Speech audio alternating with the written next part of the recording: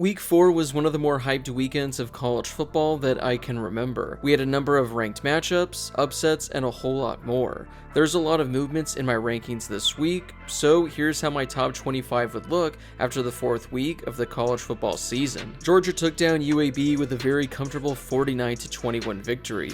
Again, nothing more to say here, but until Georgia pretty much loses, they're going to be ranked number 1 every week. I have Ohio State moving all the way up to number 2 after their thrilling win on the road at Notre Dame. Honestly, it was looking like this one was going to be a loss for them, but they managed to somehow pull off the upset as time expired. It wasn't pretty at times, but Ohio State did look good, and they knocked off a top 10 team on the country on the road, facing a lot of adversity. Plus, this is easily one of the best wins anyone's picked up on the young college football season. It looks like Florida State was going to be an upset watch, but they managed to pull off the victory in overtime on the road at Clemson. They needed a lot to go their way, but sometimes that's all you need to ask for. I get that Clemson isn't ranked and they're now 2-2 on the season, but going into Death Valley and picking up a victory is one of the toughest things to do in all of college football. Michigan won their 4th straight game in pretty easy fashion as they took down Rutgers 31-7. Rutgers actually took the lead about 20 seconds into this game, but Michigan outscored them 31-0 the rest of the way. This game was kind of close at the end of the first quarter as Texas only led Baylor 7-3, but the Longhorns outscored the Bears 31-3 over the final 3 quarters. Quinn Ewers had 300 yards and 2 touchdowns as Texas continues their impressive start to their season. Washington led 14-0 before their offense even got the ball. This was a blowout as they took down Cal 59-32. The only reason this game was as close as it was because Washington pulled all of their starters in the 3rd quarter. Michael Penix Jr. barely played, but he still threw for over 300 yards with 4 passing touchdowns. I feel like not a lot of people are talking about this Washington team, and I honestly feel bad for having them ranked this low, but when you look at both sides of the ball so far in 2023, you can make the case they've been one of the 3 to 4 most impressive teams in all of the country. If Dan Lanning truly wanted this game to be a 70-point victory, he could have made that happen. Instead, he had to settle for a 42-6 victory over Colorado. Yeah, I guess this is what happens when Colorado plays a legit team. But don't sleep on Oregon because they looked fantastic on both sides of the ball. I mean, seriously, they played a nearly perfect game.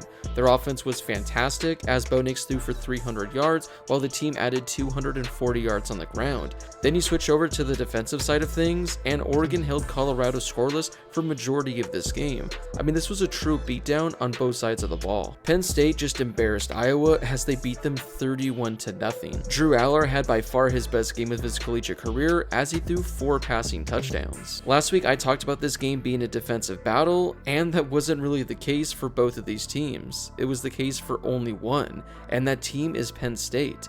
Their defense was just insane as they held Iowa to 76 total yards of offense for the entire game. Over the course of 4 quarters, the Hawkeyes had only 4 first downs. They also had the ball for only 14 minutes as well. I mean, this is probably one of the sadder offensive performances I think I've ever seen in a college football game. And the fact that Iowa was a ranked team entering this contest makes it that much sadder. I have no idea how my Sun Devils were hanging around with USC as the Trojans knocked off ASU by 14 points. Late in the 4th quarter, this was actually a 1-score game, and it looks like ASU might potentially pull off the upset as a 35-point underdog. Caleb Williams managed to pull off the victory for USC as he threw for 320 yards with 3 passing touchdowns. He also rushed in 2 scores as well. USC still is undefeated and they won by 14, but this game was a little concerning considering how bad of a team Arizona State is supposed to be this year. After a quick pick 6 to start the game, it looked like Utah might run away with this game. Instead, they only defeated UCLA by 7 points, but it was still an impressive victory.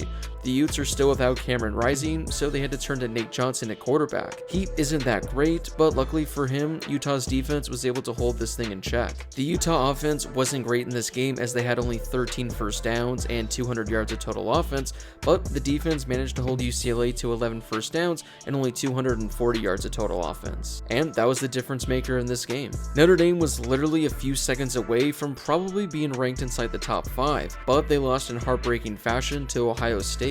I get that Notre Dame was in line to finish with the victory, but I didn't think it was that impressive of a showing from the Irish. The offense didn't really do anything all day. Sam Hartman was quiet as he threw for only 175 yards with a touchdown. Audric Estime, who was averaging 130 yards per game entering the contest, had only 70 yards on the ground. It was Notre Dame's defense that really held this one in check and gave them a solid chance to win. But on the final drive, when the defense needed to step up the most, they didn't. And that's what cost them the game. LSU continues to impress after their opening loss to the season as they knocked off Arkansas.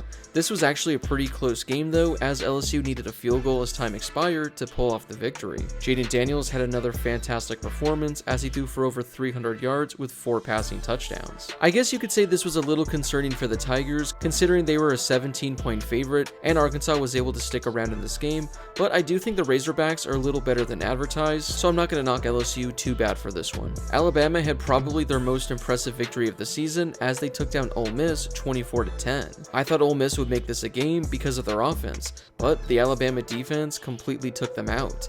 Jackson Dart barely completed more than 50% of his passes while throwing for 240 yards with no passing touchdowns. Jalen Milroe did enough for the Tide as he threw for 225 yards with a touchdown while adding 30 yards on the ground. Alabama still isn't looking like a playoff caliber team just yet, but maybe this win is what gets them on that track. Before we get to the rest of my rankings, I'd like to share with you guys how you can win money and make the college football season even more exciting.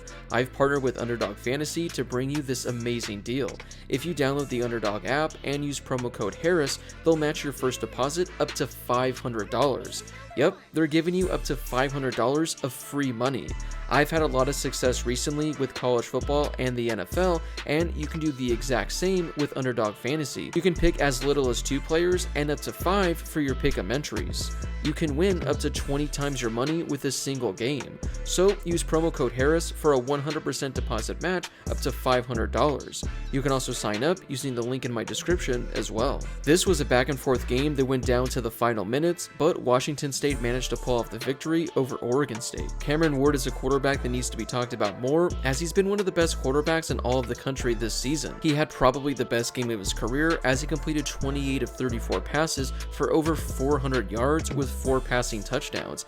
He also had Washington State's only rushing touchdown of the game as well. Washington State is now 4-0 on the season, and they're looking like they could be a potential team that makes it to the Pac-12 title game. Oklahoma moved to 4-0 on the season with a 14-point victory over Cincinnati. The Sooners were favored by 2 scores, and they won by exactly that. Dylan Gabriel threw for 300 yards with a passing touchdown while also adding the other touchdown on the ground as well. It was a quiet day for the Sooners offense, but it was their defense that really held the Cincinnati team in check. I mean, they held the Bearcats to only 6 points the entire game. Now, the Bearcats did have a number of chances, but they went 3 of 15 on 3rd down and 1 of 4 on 4th down. Had they picked up a couple of those, they might have been in this game. But hats off to the Oklahoma defense for shutting them down every single time. North Carolina picked up another dominating victory as they took down Pittsburgh with ease. Drake May had another solid performance, throwing for 300 yards with a passing touchdown while adding 2 touchdowns on the ground as well. With the way things are currently shaken up in the ACC, it looks like North Carolina and Florida State are the 2 best teams in the conference so far. Duke might want to be in that discussion in the ACC though, as they move to 4-0 with a very easy 41-7 victory over UConn. Riley Leonard threw for 250 yards with a passing touchdown while being the leading rusher for the Blue Devils and adding a score on the ground as well.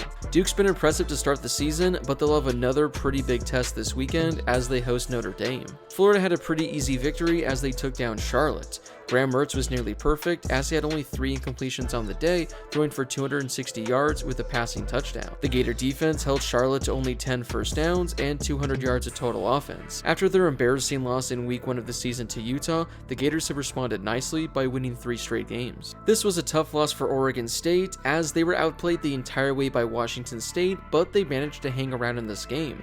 They trailed 28-14 at the half, and they trailed 35-14 entering the 4th quarter, but they outscored Washington State 21-3 to make it a game in the final minutes. DJ Uiagalelei just didn't have a great game as he completed 50% of his passes for 200 yards. It was Oregon's rushing attack that really kept them in this game. They combined to rush for 240 yards, averaging more than 6 yards a carry with 4 rushing scores. Still, I think Oregon State's a great team, they just didn't have enough magic to pull off the victory. Missouri didn't play this week, so here's where I have them in my top 25. Miami had a very easy victory victory on the road as they took down Temple 41-7. Tyler Van Dyke continues his incredible season as he threw for over 200 yards with 3 passing touchdowns. Meanwhile, on the ground, the Hurricanes rushed for 320 yards, averaging 8 yards a carry. They were led by Henry Parrish Jr., who rushed for 140 yards with 2 rushing scores. I know earlier I talked about some competitors in the ACC. Well, maybe Miami's one of them as well, as they're one of a handful of undefeated teams this year. Kansas has gotten off to a strong start for the second straight season, this time moving to 4-0 after their 11-point victory over BYU. Jalen Daniels had a solid day for the Jayhawks, as he had 200 yards of offense with 3 total touchdowns. It was the defense that helped pull off the victory for Kansas as they forced 3 turnovers. They had a fumble that they returned for a touchdown and an interception that was returned for a touchdown as well. I think I saw something somewhere that Fresno State currently has the second longest winning streak in all of college football. They moved to 4-0 on the season with a 53-10 beatdown of Kent State. Mikey Keene has looked great for the Bulldogs this season as he threw for over 300 yards with 4 passing touchdowns. This was a fun back and forth game and a lot of points were scored, but Kansas State picked up the 13-point victory over UCF. Will Howard threw for 250 yards but didn't have a passing touchdown. It was what Kansas State did on the ground that was the difference maker in this game. As a team, they rushed for just under 300 yards with 6 rushing scores. DJ Giddens had 4 rushing touchdowns with over 200 yards, while Will Howard had 60 yards with 2 rushing scores as well. We'll conclude this top 25 with Tennessee, who had a 45-14 victory over UTSA. Joe Milton only threw for 200 yards with 2 touchdowns, but that's all he needed. On the ground, Tennessee rushed for over 300 yards, averaging 9 yards a carry with 4 rushing scores. Dylan Sampson led the way with 140 yards and 2 rushing touchdowns. Joe Milton was second on the team with 90 yards on only 5 carries with a rushing touchdown. Well, those are my top 25 teams after week 4. Was there a team I had ranked too high or ranked too low? Or was there a team that didn't crack my top 25 at all that definitely should have been in here? Whoever it is, let me know in the comment section down below.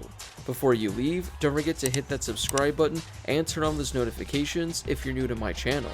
I'm posting college football videos every day during the season, so make sure to subscribe so you never miss a video. Also, don't forget to drop a like on this video as well. It helps out with that YouTube algorithm and helps share the video with more college football fans. Plus, it only takes a second to do. As always, thank you guys so much for watching, and I'll see you all in my next video.